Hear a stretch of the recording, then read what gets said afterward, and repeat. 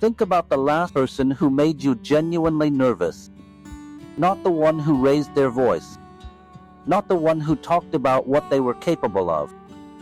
The one who said almost nothing. The one whose stillness made the room feel different.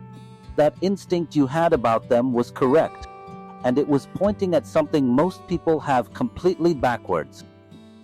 What's up, guys? Today we are going inside one of the most practically useful things Machiavelli ever observed: crowd. The difference between a man who is actually dangerous and a man who has simply learned to perform danger.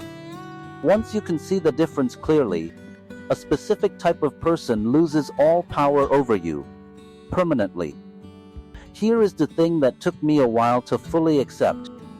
Anger is not a signal of power. It is a signal of exposure. When someone explodes at mild friction, when they raise their voice, the moment their position is questioned, what they are actually communicating is that their internal architecture is fragile enough to be destabilized by your words.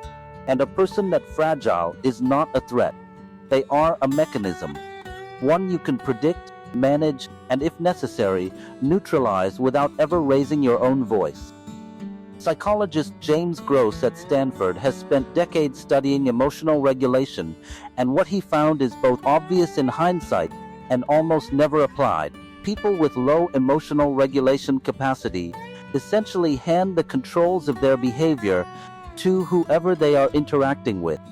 They are reactive rather than deliberate, which means the person with calm, deliberate control of their responses is not just more composed.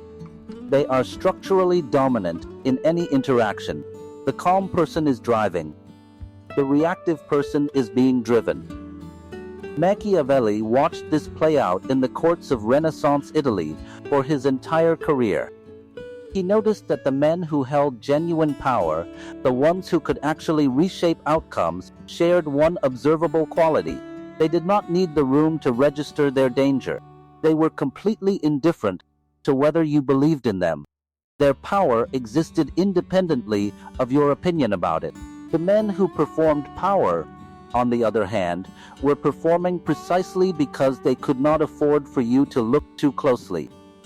But here is the part nobody talks about. The performance is actually well designed.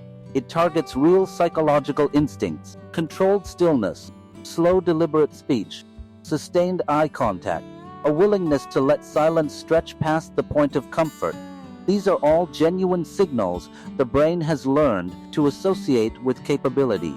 The weak man who has studied these signals and reproduced them can be genuinely convincing, especially on first contact.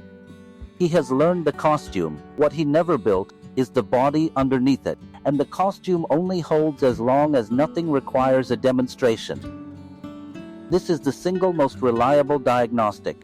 Watch what happens when specificity enters the room, when vague implications have to become concrete plans, when suggested capabilities have to become actual actions with dates and names attached. The genuinely capable person does not flinch at this. They either act or they tell you plainly why they are choosing not to. The performer, however, suddenly discovers complexity. There are considerations he hadn't mentioned, strategic reasons for patience, relationships to preserve. He wraps retreat in sophisticated language, hoping you will read it as calculation rather than the scramble it actually is.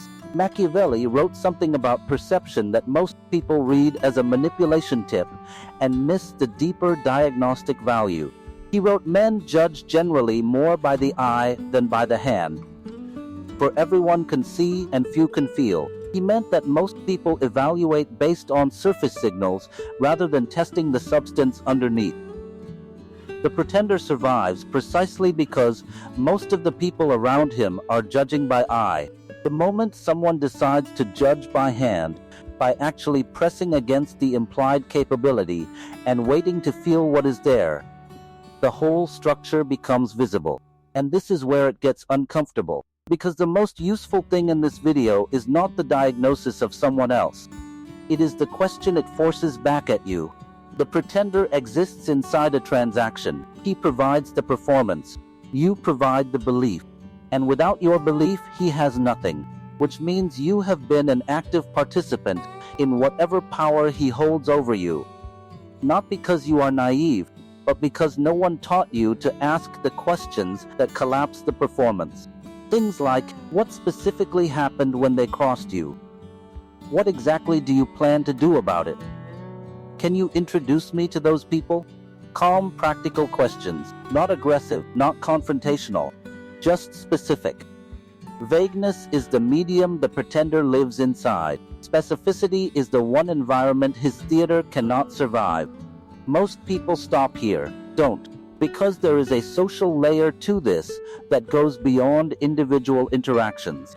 Research from Victoria University in Wellington suggests that performative dominance behaviors spread through social environments, largely through the compliance of observers.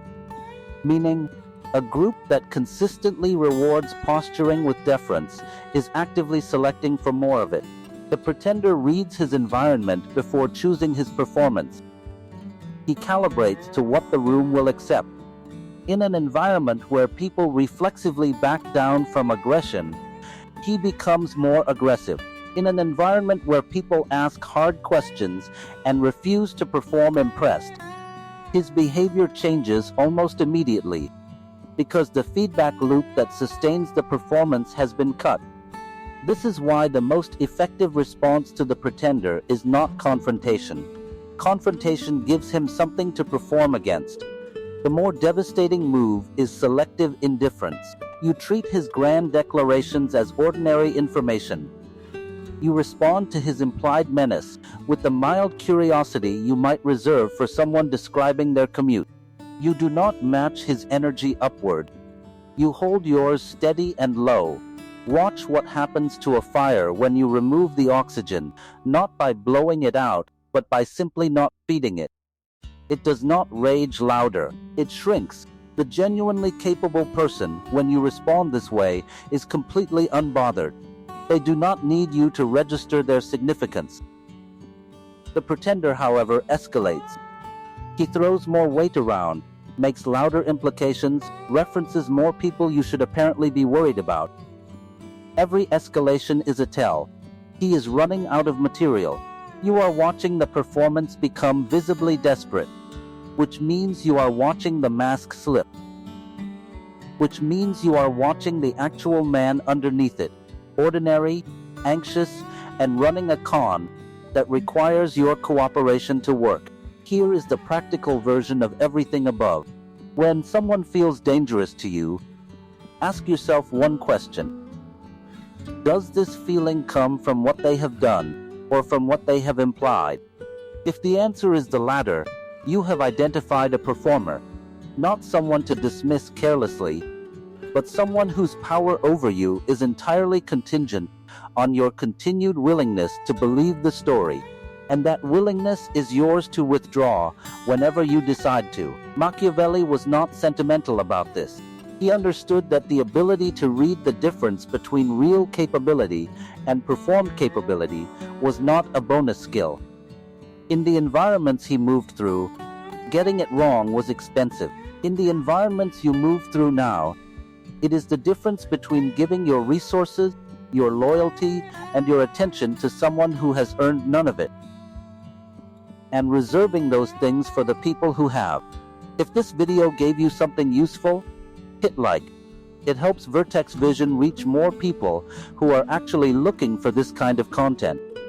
Subscribe if you want to keep going, and we will see you in the next one.